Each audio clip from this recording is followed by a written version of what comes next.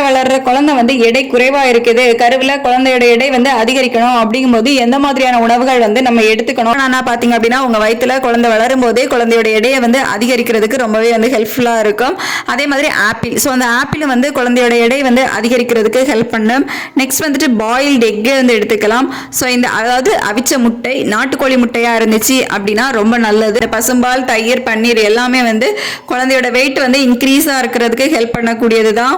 Next வந்துட்டு ஆட்டு ஈரல், இது வந்து உங்களுக்கு பிளட் வந்து இன்க்ரீஸ் பண்றதுக்கும் ஹெல்ப் பண்ணும். ஸோ பிளட் வந்து கம்மியா இருக்கிறது அப்படிங்கிறவங்க வந்துட்டு இந்த ஆட்டு ஈரல் எடுத்துக்கலாம். குழந்தையோட எடையை அதிகரிக்கிறதுக்கும் இது ரொம்பவே ஹெல்ப் பண்ணும்.